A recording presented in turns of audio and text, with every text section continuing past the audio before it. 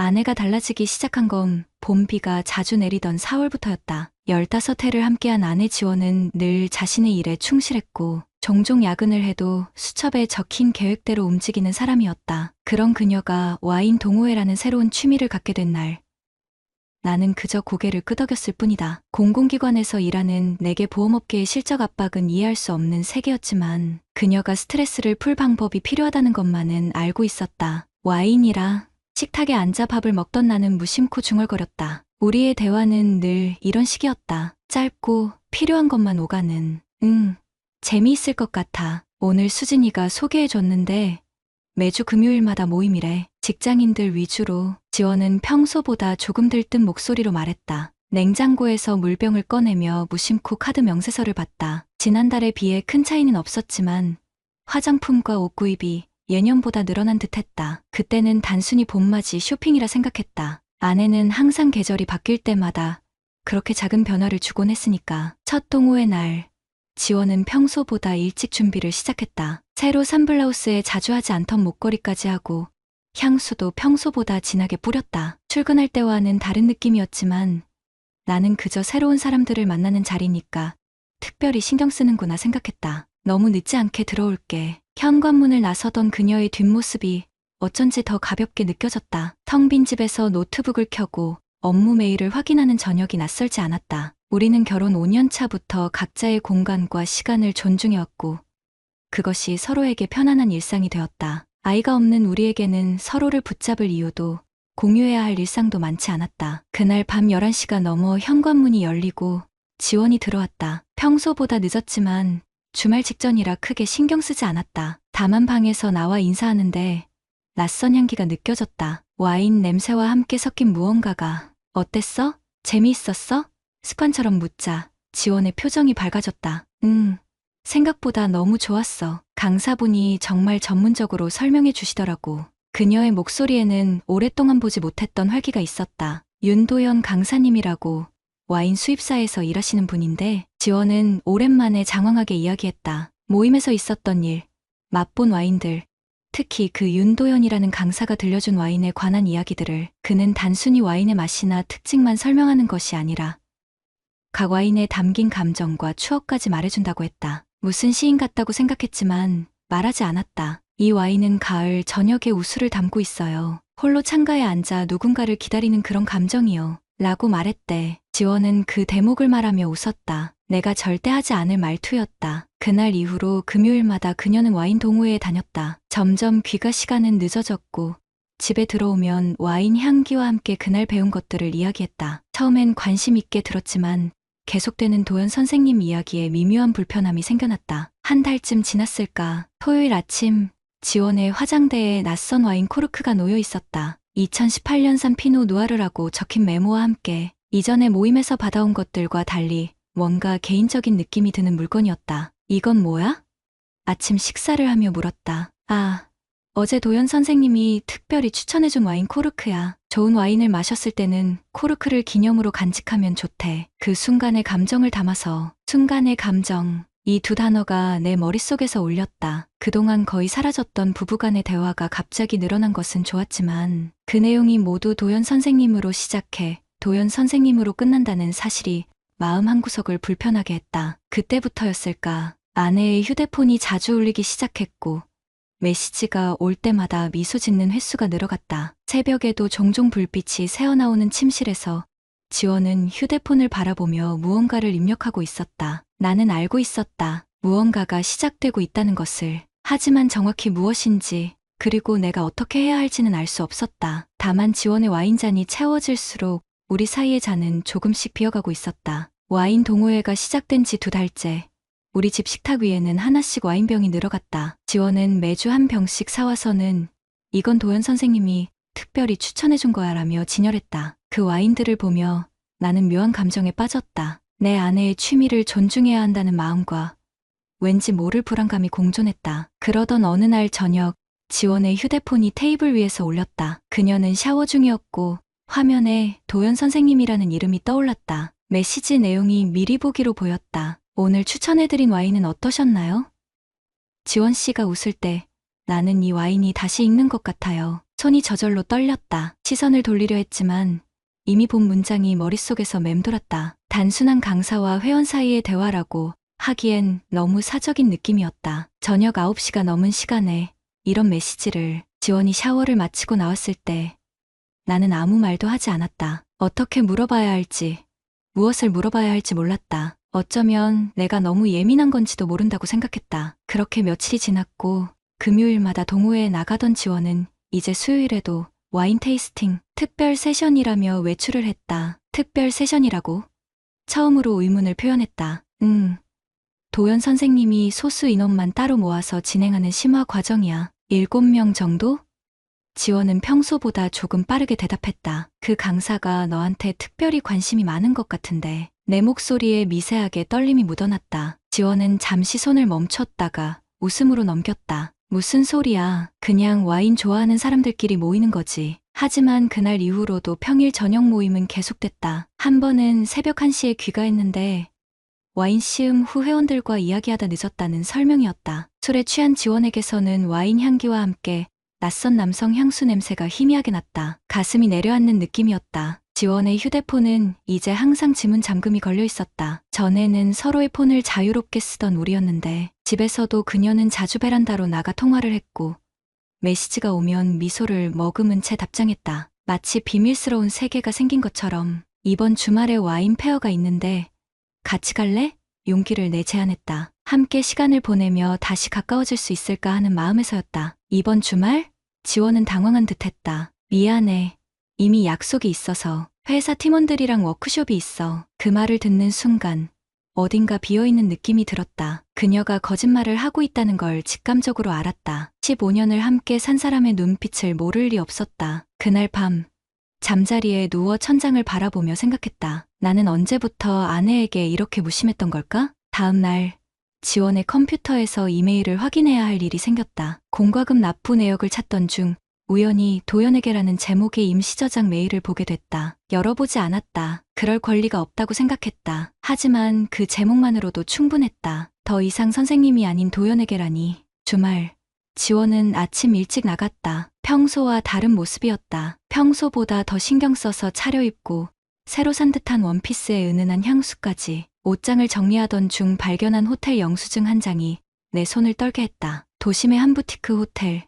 지난 수요일 날짜로 된 테이스팅 특별 세션이 있었던 그날 밤 지원이 돌아왔을 때 난 아무 말도 하지 않았다. 다만 식탁 위에 와인잔 2개를 놓아두었다. 그녀는 잠시 멈칫하더니 아무렇지 않게 오늘은 뭐 마실 거야? 라고 물었다. 내 대답은 간단했다. 내가 골라봐. 당신이 요즘 와인 전문가가 됐으니까. 테이블 위의 공기는 와인보다 무거웠다. 지원의 눈빛에서 불안과 죄책감이 스쳐 지나갔다. 하지만 곧 평소의 표정으로 돌아왔다. 아내는 이제 연기에 능숙해진 듯했다. 그녀가 와인을 따르는 동안 나는 가슴 속에서 일어나는 파도 같은 감정과 싸우고 있었다. 분노, 배신감, 슬픔, 그리고 묘한 자책감까지. 우리는 와인잔을 부딪히며 서로의 눈을 쳐다봤다. 한때는 그 눈빛에서 모든 것을 읽을 수 있었는데 이제는 마주보는 것조차 낯선 사람을 대하는 것 같았다. 지원의 웃음소리는 예전과 같았지만 그 웃음이 더 이상 나를 향한 것이 아님을 알았다. 그녀의 마음은 이미 다른 곳에 가 있었다. 호텔 영수증을 발견한 후 일주일.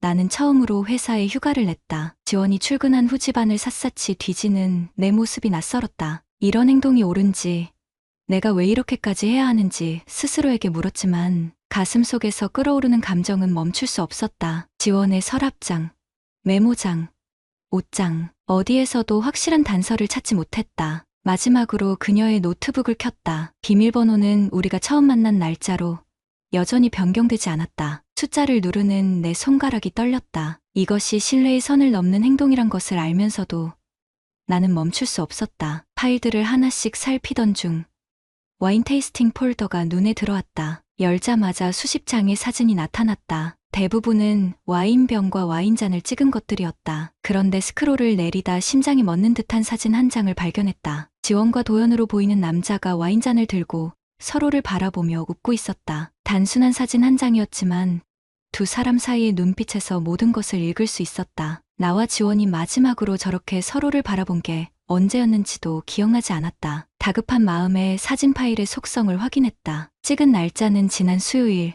그녀가 팀 워크숍이라며 밤늦게 들어온 날이었다. 위치 정보는 도심의 한 레스토랑, 호텔과 불과 100m 거리. 속은 몇 번인지도 가늠할 수 없었다. 그러나 진짜 폭탄은 그 다음이었다. 사진을 넘기다 발견한 영상 한 편. 짧은 동영상이었지만 그 내용은 내 심장을 찢어놓기에 충분했다. 촛불이 켜진 테이블, 연주되는 재즈 음악, 그리고 와인잔을 기울이는 두 사람의 손. 지원의 웃음소리와 도연의 목소리가 겹쳐졌다. 이 와인이 담고 있는 감정, 느껴지세요? 이건 첫눈에 반한 설렘 같아요. 카메라는 흔들렸고 그 다음 장면에서 두 사람의 손이 테이블 위에서 맞닿았다. 도연의 손가락이 지원의 손등을 부드럽게 쓰다듬었다. 영상은 거기서 끝났지만 그 짧은 순간 속에 모든 것이 담겨 있었다. 화면을 보는 내 손이 떨렸다. 마치 가슴 한가운데를 칼로 쑤신 듯한 통증이 밀려왔다. 15년, 우리가 함께한 시간이 한순간에 무너져 내리는 것 같았다. 숨이 막혀왔다. 화를 내야 할지, 울어야 할지, 웃어야 할지조차 알 수 없었다. 심호흡을 하며 노트북을 더 살폈다. 브라우저 기록에서 지원이 검색한 내용들이 눈에 들어왔다. 부부 사이 권태기 극복하는 법, 결혼 생활에서 설렘을 다시 찾을 수 있을까? 외도와 정서적 교류의 차이, 이혼하지 않고 별거하는 방법. 마지막 검색어에서 손을 멈췄다. 지원은 이미 우리의 끝을 생각하고 있었다. 등줄기로 차가운 한기가 내려갔다. 가슴 속에서는 분노와 슬픔, 배신감이 뒤엉켜 폭풍을 일으켰지만 겉으로는 얼어붙은 듯 아무 소리도 낼 수 없었다. 그때 우연히 열린 이메일창에서 도연에게 보낸 메일함을 발견했다. 망설임 끝에 가장 최근 메일을 열었다. 도연에게 어제 보내준 그 와인, 정말 당신 말대로 첫사랑의 기억이 담겨 있는 것 같아요. 마실 때마다 심장이 두근거렸어요. 다음 주에 만나면 내가 특별히 준비한 것도 있어요. 오랜만에 이런 감정을 느끼니 모든 게 새롭네요. 우리 함께하는 시간이 소중해요. 지원. 눈앞이 캄캄해졌다. 손가락 사이로 노트북 키보드에 눈물이 떨어졌다. 메일의 발신 시간은 어제 새벽 1시. 내가 옆에서 자는 동안 그녀는 누구에게 이런 마음을 전하고 있었던 것이다. 참을 수 없는 충동이 일었다. 휴대폰을 들어 당장 지원에게 전화하고 모든 것을 추궁하고 싶었다. 아니면 그 도연이라는 남자를 찾아가 따지고 싶었다. 주먹으로 벽을 내리쳤다. 통증이 손을 타고 올라왔지만 마음의 상처보다는 한참 덜했다. 그러나 나는 전화기를 내려놓았다. 소리 지르고 화내고 눈물 흘리는 나를 상상하니 너무 초라해 보였다. 아내가 선택한 남자, 내가 줄 수 없었던 감정을 준 사람, 그를 생각하니 내 존재 자체가 무너지는 기분이었다. 노트북을 원래대로 정리하고 호텔 영수증도 제자리에 두었다. 마치 아무것도 모르는 척 일상으로 돌아가기로 했다. 증거를 모으는 것이 중요했다. 감정에 휩쓸리지 않고 냉정하게 상황을 직시하기 위해, 그리고 어쩌면 마지막 자존심을 지키기 위해서. 하지만 그날 밤 지원이 돌아와 와인 한잔 할래? 라고 물었을 때 내 목소리가 떨리는 것을 막을 수 없었다. 그녀의 손에 들린 와인병 라벨에는 첫사랑의 기억이라고 적혀 있었다. 진실을 알게 된 후 일주일, 나는 마치 유령처럼 집을 돌아다녔다. 회사에 가고 밥을 먹고 샤워를 하는 일상적인 행동들이 기계적으로 이어졌다. 지원과는 필요한 대화만 나눴고 그녀도 평소보다 조용했다. 아마 내 표정에서 무언가를 느꼈는지도 모른다. 배신은 감추려 해도 눈빛에서 드러나는 법이니까. 그날은 금요일이었다. 퇴근 후 빈집에 돌아와 소파에 앉았다. 지원은 늘 그랬듯 동호회에 갔을 테고 어쩌면 오늘도 그 남자와 함께 시간을 보내고 있을지 모른다는 생각이 가슴을 저몄다. 손에 쥔 휴대폰으로 상간자 소송에 관한 정보를 검색했다. 정서적 외도도 손해배상 청구가 가능한가? 기사를 읽으며 법적 대응을 고려했지만 곧 휴대폰을 내려놓았다. 증거를 더 모아야 했고 무엇보다 내 마음의 정리가 필요했다. 밤 10시, 예상보다 일찍 현관문이 열렸다. 지원이 들어왔다. 평소와 달리 얼굴이 붉어져 있었고 눈가는 약간 부어 있었다. 울었던 걸까? 손에는 와인 한 병을 들고 있었다. 일찍 왔네. 무덤덤하게 말했다. 지원은 잠시 머뭇거리더니 식탁으로 다가왔다. 오늘은 동호회 일찍 끝났어. 거짓말이라는 것을 알았다. 어쩌면 도연과 다툰 것인지도 모른다. 그러나 묻지 않았다. 더는 그녀의 거짓말을 들을 자신이 없었다. 지원은 조심스럽게 와인병을 테이블 위에 올려놓았다. 검붉은 색의 와인. 라벨에는 마지막 고백이라는 이름이 씌어 있었다. 마음이 철렁 내려앉았다. 이게 무슨 의미인지, 그녀가 이제 모든 것을 고백하려는 건지 순간 혼란스러웠다. 이건 지원이 목소리를 가다듬었다. 도연 선생님이 마지막으로 추천해준 와인이야. 특별한 의미가 있대. 심장이 빠르게 뛰었다. 마지막이라는 단어가 내 귀에 울렸다. 그들의 관계가 끝났다는 의미일까?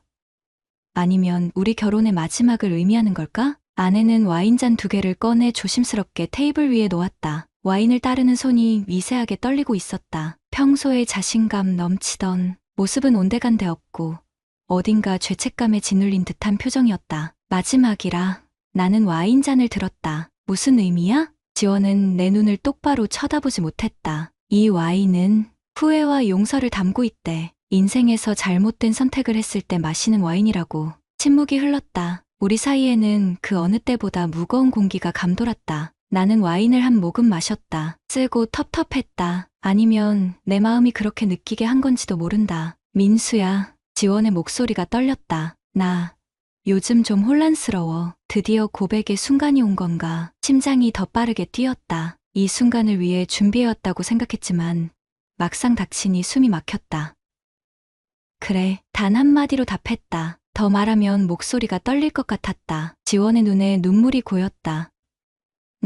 내가 잘못하고 있는 걸까? 그 순간 분노가 치밀어 올랐다. 15년 동안 함께한 사람이 다른 남자에게 마음을 주고 이제 와서 나에게 판단을 구하다니. 손에 쥔 와인잔이 부서질 듯 꽉 쥐어졌다. 그건 내가 결정할 일이지. 내가 뭐라고 할 수 있겠어?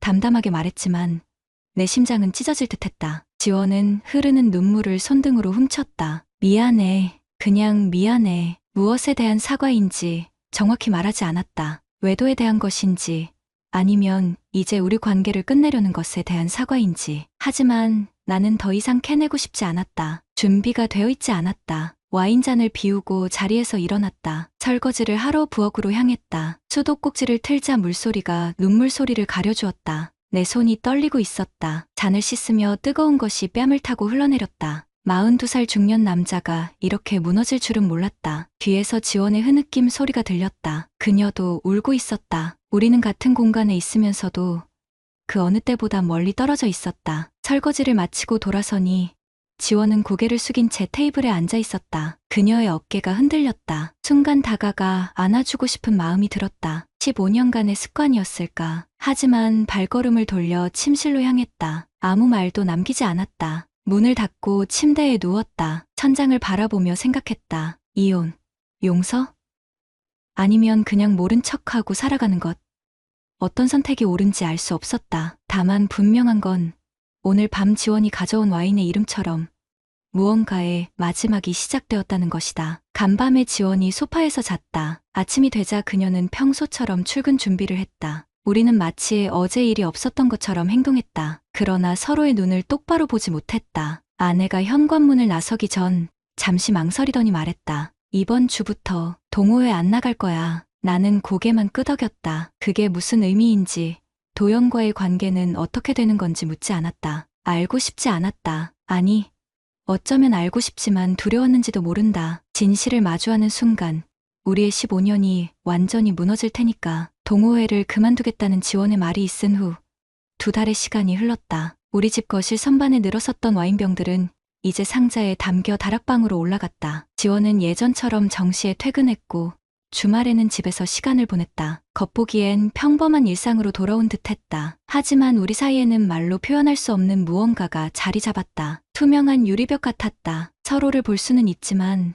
더 이상 손을 뻗어 닿을 수 없는 거리감. 첫 번째 주말, 내가 변호사 사무실에 예약을 잡았다가 취소한 사실을 지원은 알지 못했다. 참가자 소송에 대한 상담이었다. 증거는 충분했다. 영상, 메일, 호텔 영수증, 도연에게 법적 책임을 물을 수 있었다. 하지만 변호사 사무실 앞에서 발걸음을 돌렸다. 소송을 진행하면 모든 것이 공개될 것이고 그렇게 되면 돌이킬 수 없는 강을 건너게 된다는 것을 알았다. 준비가 되어 있지 않았다. 아니, 어쩌면 아직도 지원을 놓고 싶지 않았는지도 모른다. 한 달이 지날 무렵 지원의 휴대폰에서 더 이상 새벽 메시지 알림이 울리지 않았다. 그녀의 화장대에서 첫사랑의 기억 코르크도 사라졌다. 도연과의 관계가 완전히 끝난 것인지 아니면 더 조심하게 된 것인지 물어보지 않았다. 알아야 할 필요가 있을까?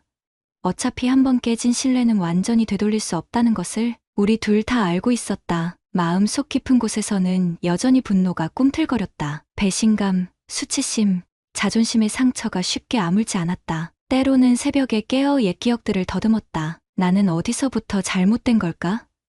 지원에게 충분한 관심을 주지 못했던 걸까? 아니면 결혼이란 게 원래 이렇게 변해가는 것일까? 어느 일요일 오후 책장을 정리하던 중 우리의 결혼 앨범을 발견했다. 15년 전 지원과 내가 환하게 웃고 있는 사진들. 그 시절 우리는 서로에게 온 세상이었다. 언제부터 그 감정이 희미해졌을까? 지원이 도연에게 느꼈던 첫눈에 반한 설렘은 분명 우리 사이에도 있었을 텐데 그날 저녁 지원이 조용히 다가와 앉았다. 변호사 상담받았다면서 심장이 멈칫했다. 그녀가 어떻게 알았을까? 아마도 카드 내역이었을 것이다. 예약만 했었어. 취소했어. 솔직하게 말했다. 지원은 말없이 고개를 끄덕였다. 그녀의 눈에 눈물이 고였다. 고마워. 그리고 미안해. 무엇에 대한 사과인지 구체적으로 말하지 않았다. 하지만 그 순간 우리는 서로를 정확히 이해했다. 말로 표현하지 않아도 모든 것이 전달되는 순간이었다. 15년을 함께 살아온 부부만이 가능한 침묵의 대화. 시간이 더 흘러 우리는 별다른 이야기 없이도 어색하지 않게 되었다. 저녁 식탁에서 조용히 밥을 먹고 각자의 공간에서 시간을 보냈다. 주말에는 함께 마트에 가고 가끔은 영화도 봤다. 예전 같은 친밀함은 없었지만 그렇다고 완전한 타인처럼 지내지도 않았다. 우리만의 새로운 균형을 찾아가는 중이었다. 2달째 되던 금요일 저녁 지원이 오랜만에 와인 한 병을 사왔다. 테이블 위에 조심스럽게 올려놓으며 말했다. 이건 그냥 마트에서 본 거야. 괜찮아 보여서. 라벨에는 새로운 시작 뉴 비기닝이라고 적혀 있었다. 우연일까? 의도적인 선택일까? 지원의 눈빛에서 불안과 기대가 교차했다. 나는 와인병을 집어들고 라벨을 살폈다. 느릿하게 코르크를 뽑았다. 2개의 와인잔에 붉은 액체를 따랐다. 지원은 잔을 들어 내게 건넸다. 잔이 부딪히는 소리가 조용한 집안에 울렸다. 어때? 지원이 조심스럽게 물었다. 한 모금 마신 후 대답했다. 괜찮네. 너무 달지도 않고. 진정한 의미는 와인의 맛이 아니라는 것을 우리 둘 다 알고 있었다. 이것은 단순한 음료가 아닌 우리 관계의 시금석이었다. 처음처럼 될 수는 없어도 완전히 끝나지도 않은 관계. 직장 동료가 최근 이혼했다는 소식을 들었다. 배우자의 외도가 원인이었다. 그들은 싸우고 증오하며 끝냈다고 했다. 우리는 다른 길을 택했다. 표면적으로는 아무 일 없었던 것처럼 내면적으로는 모든 것이 달라진 채. 지원의 휴대폰이 울렸을 때 나는 더 이상 긴장하지 않았다. 그녀도 더 이상 나를 피해 통화하지 않았다. 도연이라는 이름이 우리 집에서 영원히 사라졌다. 단 그가 우리 결혼에 남긴 흔적만 제외하고 3달째 되던 날 저녁 식사 후 지원이 조용히 말했다. 상담 받아보는 게 어떨까? 부부 상담. 잠시 생각한 후 고개를 끄덕였다. 처음으로 우리 관계의 미래에 대해 진지하게 이야기하는 순간이었다. 완전한 용서도 완전한 단절도 아닌 어딘가. 우리는 그 희미한 가능성을 향해 천천히 걸어가기 시작했다. 마지막 봄비가 창문을 두드리던 밤. 나는 잠에서 깨어 지원이 내 옆에서 숨쉬는 소리를 들었다. 한때 그녀가 도연에게 느꼈던 감정에 대해 생각했다. 그것은 첫눈에 반한 설렘이었을까?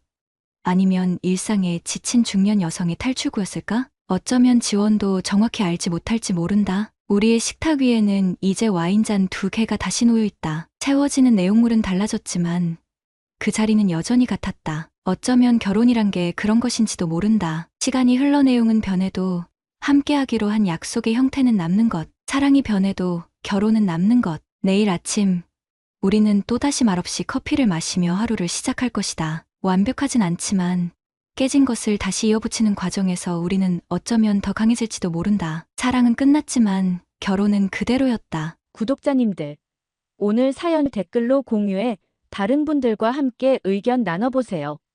저도 읽어보며 소통하겠습니다.